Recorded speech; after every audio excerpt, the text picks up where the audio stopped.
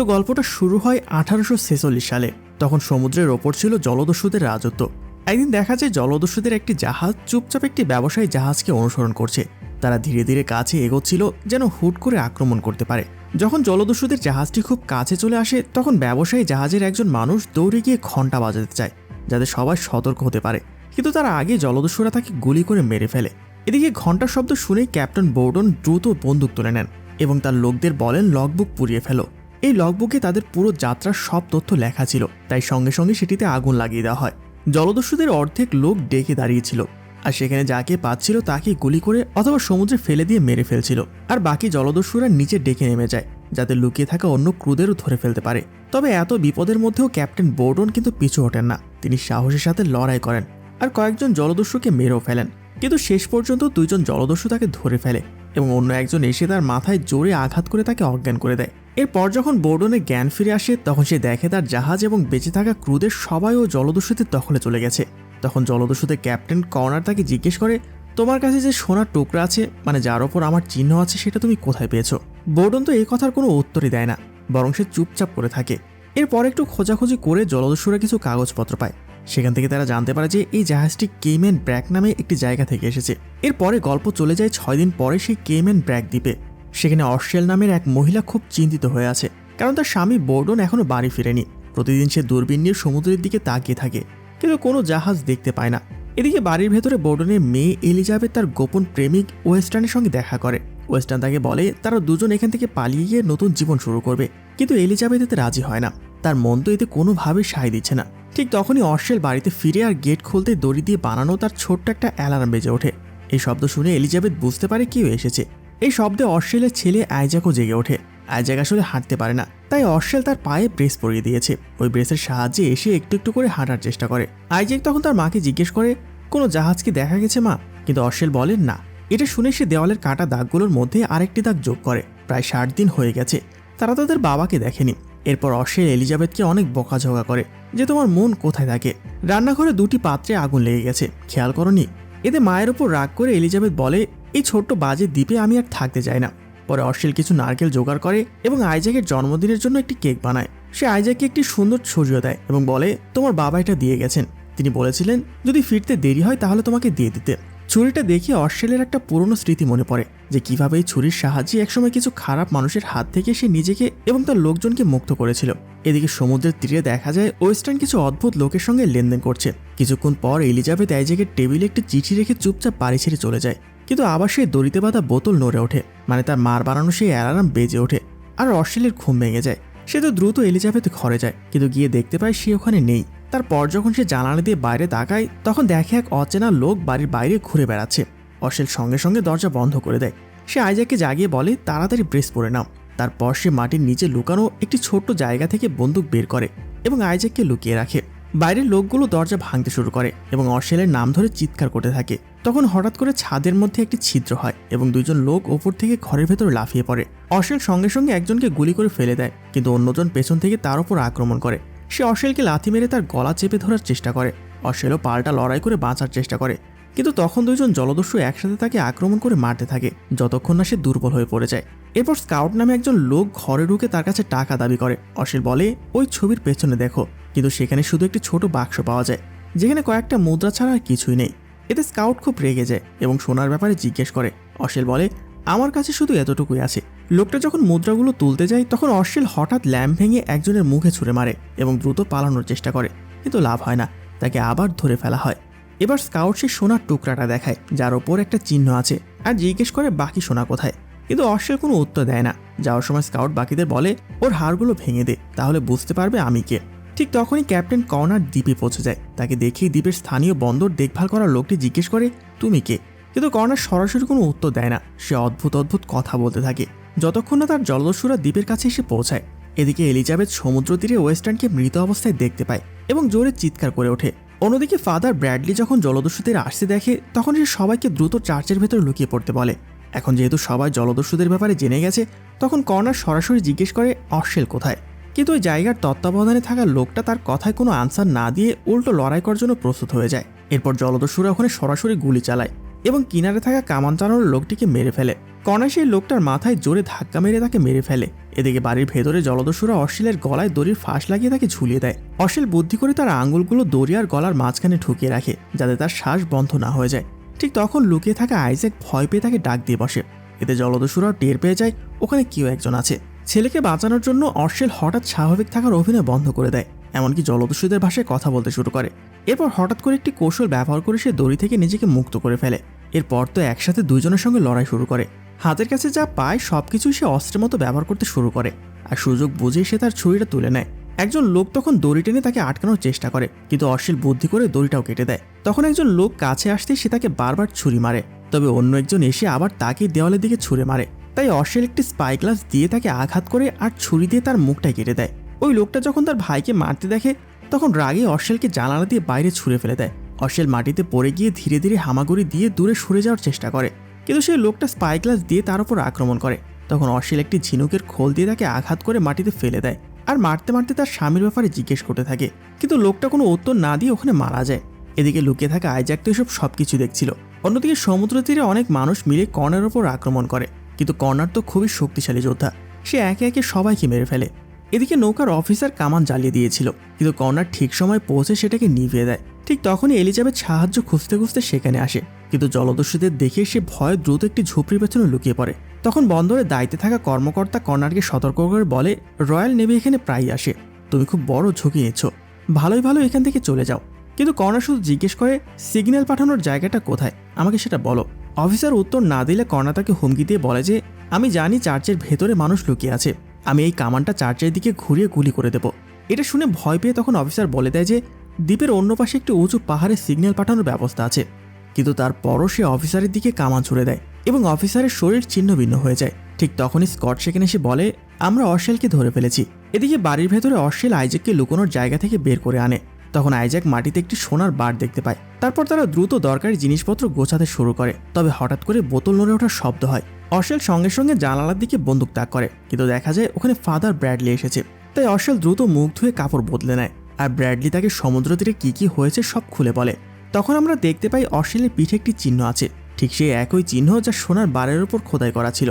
Bradley তাকে বুঝিয়ে বলে যে জলদস্যুরা তাকে খুঁজছে, তবে আশ্চর্যের বিষয় হলো সে অশ্লীলকে ক্যাপ্টেন বলে সম্বোধন করে। আসলে অশ্লীল আর লড়াই করতে চাচ্ছিল না, কিন্তু তখন আইজ্যাক এলিজাবেথের লেখা চিঠিটা পেয়ে যায়। সেখান থেকে জানা যায় যে এলিজাবেথ তার প্রেমিক ওয়েস্টার্নের সঙ্গে পালিয়ে যাওয়ার চেষ্টা করেছিল। এদিকে অশ্লীল ওই মৃতদেহ থেকে ছুরিটা বের করে আবার আইজ্যাককে দেয়। তারপর সে নিজের বন্দুক ব্র্যাডলিকে দিয়ে বলে, চিহ্ন দেওয়া গাছটার নিচে অপেক্ষা করো, আর সে নিজে এলিজাবেথকে বাঁচাতে বের হয়ে যায়। অন্যদিকে দেখা যায় এলিজাবেথ তো খোলা মাঠের মধ্যে খুব দ্রুত দৌড়াচ্ছে, চারদিকে সে জলদস্যুদের দৌড়ানোর শব্দ শুনতে পাচ্ছে। অশ্লীল ঠিক ওই সময় লুকিয়ে জলদস্যুদের চোখ এড়িয়ে যায়। তারপর সে পেছন থেকে এসে এলিজাবেথের মুখ চেপে ধরে আর তাকে লম্বা ঘাসের মধ্যে টেনে নিয়ে যায়। মা মেয়ে একে অপরকে জড়িয়ে ধরে। অশ্লীল তখন তাকে বকতে যাচ্ছিল, কিন্তু এলিজাবেথ যখন বলে মা ওয়েস্টার্ন মারা গেছে, এটা শুনে অশ্লীলের মনটাও খারাপ হয়ে যায়। এদিকে জলদস্যুরা অশ্লীলের বাড়িতে পৌঁছে সোনা খুঁজতে থাকে, কিন্তু তারা শুধু মেজের উপরে পড়ে থাকা মৃতদেহগুলোই খুঁজে পায়। তখন ওই জলদস্যুদের মাস্টার লি তাদের লোকদের চারদিকে খুঁজতে পাঠায়, আর কর্নার তো বাড়ির প্রতিটি ছোট জিনিস খুব মনোযোগ দিয়ে দেখে এবং বুঝতে পারে যে অশ্লীলের একটি প্রতিবন্ধী সন্তানও আছে। এদিকে জঙ্গলের মধ্যে আইজ্যাকের হুইল চেয়ার একটি ছোট খালে আটকে যায়। তখন তাকে লাঠির সাহায্যে পায়ে ভর করে হাঁটতে হয়। কিছুক্ষণের মধ্যে তারা সেই চিহ্ন দেওয়া গাছের কাছে পৌঁছে যায়। তবে হঠাৎ একটা আওয়াজ পেয়েই তো ব্র্যাডলি বন্দুক বের করে, কিন্তু দেখা যায় ওখানে আসলে এলিজাবেথ আর অশ্লীল। এরপর তারা চারজন মিলিয়ে একসাথে সামনে এগিয়ে যায়। কিছুক্ষণ পরে তো জলদস্যুরা সেখানে পৌঁছে যায়, তবে তারা সেখানে শুধু একটি খালি হুইল চেয়ার দেখতে পায়। কিছু দূরে গিয়ে অশ্লীল একটি ছোট নৌকা বের করে, যেটা সে আগে থেকে গাছের নিচে লুকিয়ে রেখেছিল। আইজ্যাক প্রথমে নৌকায় ওঠে, এলিজাবেথ দড়ি টানে এবং নৌকাটি নদীর অন্য পারে পৌঁছে যায়। অশ্লীল সাঁতরে পার হয়ে যায়, কিন্তু যখন ব্র্যাডলির পালা আসে তখন জলদস্যুরা খুব কাছাকাছি চলে আসে। ব্র্যাডলি সিদ্ধান্ত নেয় যে সে এখানেই থাকবে, যাতে জলদস্যুদের মনোযোগ তার দিকে যায় এবং বাকিরা পালাতে পারে। আর শীঘ্রই তো জলদস্যুরা তাকে ঘিরে ফেলে। কর্ণা তাকে প্রথম দেখাতেই চিনে ফেলে আর বলে যে তোমার নাম ব্ল্যাক হার্ট বার্ডলি, তাই না? কিন্তু ব্র্যাডলি কিছু বলতে অস্বীকার করে। তখন কর্ণা তার পায়ে গুলি করে। এদিকে অশ্লীল বাচ্চাদের সামনে পাঠিয়ে নিজে একটি গাছে উঠে দেখে কি হচ্ছে। কিছুক্ষণ পরে কয়েকজন জলদস্যু তাকে দেখে ফেলে আর সঙ্গে সঙ্গে গুলি চালায়। এতে অশ্লীল গাছ থেকে নিচে পড়ে যায়। একজন জলদস্যু তাকে মারতে যাচ্ছিল, ঠিক তখনই ব্র্যাডলি পেছন থেকে তাকে গুলি করে, কিন্তু কর্নার ঘুরে দাঁড়িয়ে ব্র্যাডলিকে মেরে ফেলে। এই সুযোগে অশ্লীল সেখান থেকে পালিয়ে যায়। যখন জলদস্যুরা নদী পার হওয়ার জন্য পানিতে নামে তখন হঠাৎ একটি বড় অ্যালিগেটর তাদের ওপরে আক্রমণ করে, চারদিকে তো আতঙ্ক ছড়িয়ে পড়ে। কয়েকজন পালিয়ে অন্য পারে পৌঁছায়, কিন্তু অ্যালিগেটর 3-4 জনকে সেখানেই মেরে ফেলে। এরপর কিছু জলদস্যু তাদের পিছু নিলে এলিজাবেথ আর আইজ্যাক একটি গাছের নিচে লুকিয়ে পড়ে। অশেল ইচ্ছে করে একটি ডালের ওপর পা দেয় যাতে জোরে শব্দ হয় এবং জলদস্যুরা তার পেছনে আসে। সে লুকিয়ে একজনের উপর আক্রমণ করে এবং তার বন্দুক ছিনিয়ে নেয়, তারপর আবার লুকিয়ে পড়ে। এরপর যখন বাকি দুজন তাকে আক্রমণ করতে আসে তখন সে বন্দুক আর খঞ্জর দুটো দিয়ে লড়াই করে। এদিকে আরেকজন জলদস্যু তো বাচ্চাদের কাছে পৌঁছে যায়। এলিজাবেথের চিৎকার শুনে অশেল প্রচণ্ড রেগে যায়। সে একজনের মাথায় তার খঞ্জর গেঁথে দেয় এবং আরেকজনকে সে এমন জোরে লাথি মারে যে সেখানে পড়ে যায়। আইজ্যাক তখন তার কাছে থাকা ছুরি নিয়ে এগিয়ে আসে তার বোনকে বাঁচাতে, কিন্তু অশেল পেছন থেকে আক্রমণ করে সেই জলদস্যুকে মেরে ফেলে। এদিকে কর্নার অ্যালিগেটরের দিকে গুলি ছোড়ে যাতে সেটা মরে যায়। তারপর সে জোরে জোরে কথা বলতে শুরু করে যেন অশেল শুনতে পায়। সে অশেলকে ব্লাডি মেরি বলে রাখে এবং হুমকি দেয়, যদি তুমি আত্মসমর্পণ না করো তাহলে আমি সবাইকে পুরো সত্যিটা বলে দেব। এর উত্তরে অশেল একটি কাঁটা জলদস্যুর মাথায় এনে কর্নারের পায়ের কাছে ছুঁড়ে দেয়। তখন কর্নার বলে, তোমার স্বামী কিন্তু এখনো বেঁচে আছে আর সে এখন আমার হাতে বন্দি। তুমি আমার কাছ থেকে যে সোনা চুরি করেছিলে সেটা ফিরিয়ে দাও, তাহলে আমি তোমার স্বামী আর তোমাদের সবাইকে ছেড়ে দেব। যত তাড়াতাড়ি সম্ভব সোনা নিয়ে তোমরা বাড়ি ফিরে এসো। এটা শুনেই তো অশেলের মাথা ঘুরে যায়। তাই নিজের স্বামীকে বাঁচানোর জন্য অশেল রাজি হয়ে যায়। এরপর সে তার পরিবারকে একটি লুকানো গুহায় নিয়ে যায়। সে একটি দড়ি টানতেই মাটির নিচে লুকানো একটি পথ খুলে যায়। তখন এলিজাবেথ জিজ্ঞেস করে যে, মা, লোকটা সব কি বলছে? তখন অশেল তাদেরকে সব সত্যটা বলে। কর্নার আগে ইস্ট ইন্ডিয়া ট্রেডিং কোম্পানির হয়ে কাজ করত। তখন অশেল ছোট ছিল। তখন কর্নার তার মা বাবাকে মেরে ফেলে এবং তাকে অপহরণ করে। তার গলায় পশুর মতো নিজের নামের ট্যাটুও করে দেয়। অশেল তো আগে থেকে জানতো জলদস্যুরা নারীদের সঙ্গে খুব খারাপ ব্যবহার করে, তাই এসব থেকে বাঁচতে সে নিজেই জলদস্যু হয়ে যায়। অশেল তখন কর্নারের কাছ থেকে চুরি করা একটি সোনার বাক্স বের করে এবং তার পুরনো অস্ত্রগুলো নিয়ে আসে। এবার সে পুরোপুরি লড়াইয়ের জন্য প্রস্তুত হয়ে যায়। এদিকে জলদস্যুরা বোর্ডনকে বাড়িতে নিয়ে আসে। চারদিকে রক্ত দেখে সে মনে করে তার পরিবার হয়তো মারা গেছে। মাস্টার লি তখন কর্নারকে জিজ্ঞেস করে, তুমি কি শুধু প্রতিশোধ নিতে চাইছো?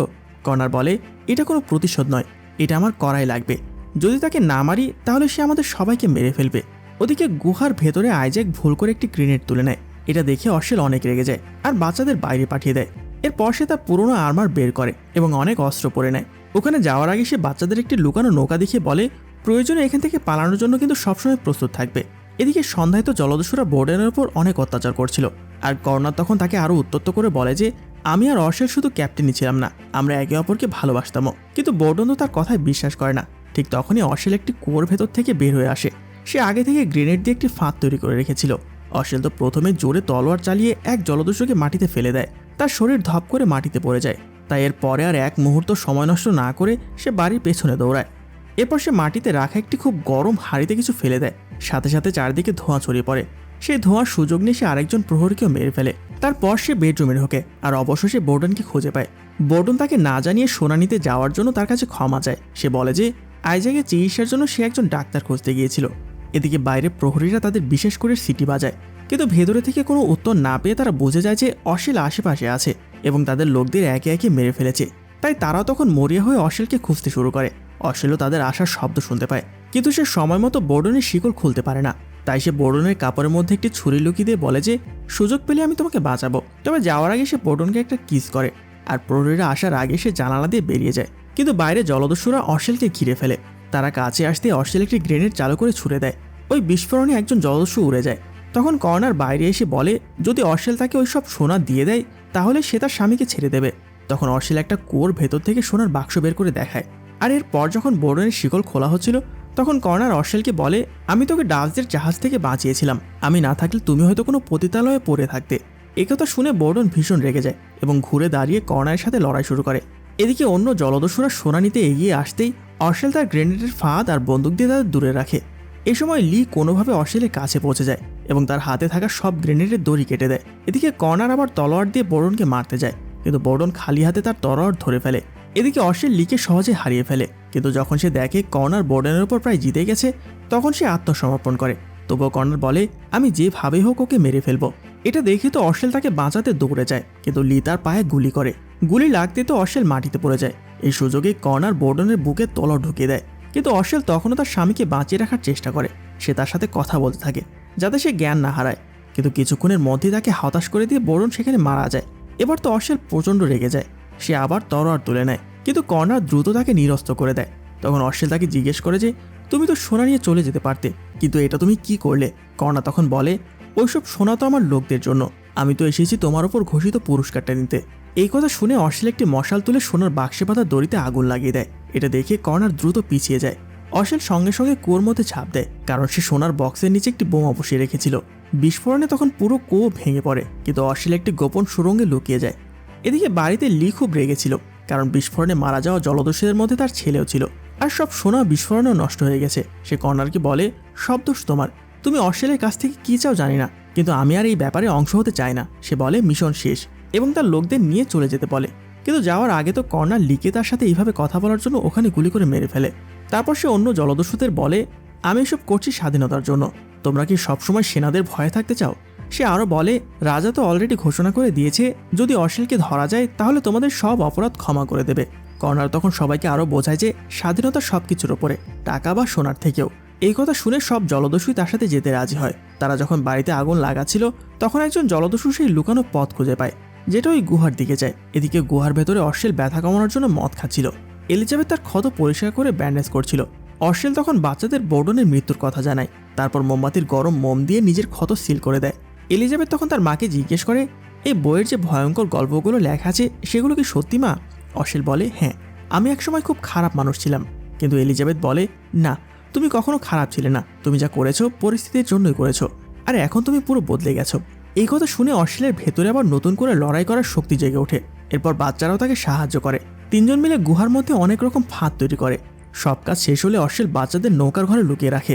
এদিকে কিছুক্ষণের মধ্যেই জলদস্যুরা গুহার ভেতরে ঢুকে পড়ে। তারা মাটিতে একটি হ্যাঁস দেখতে পায়, আর একটা লিভারকে ঘোরাতে থাকে। এটা ভেবে যে হয়তো হ্যাঁসটা খুলে যাবে, কিন্তু এটা ছিল অশ্লীলের তৈরি ফাঁদ।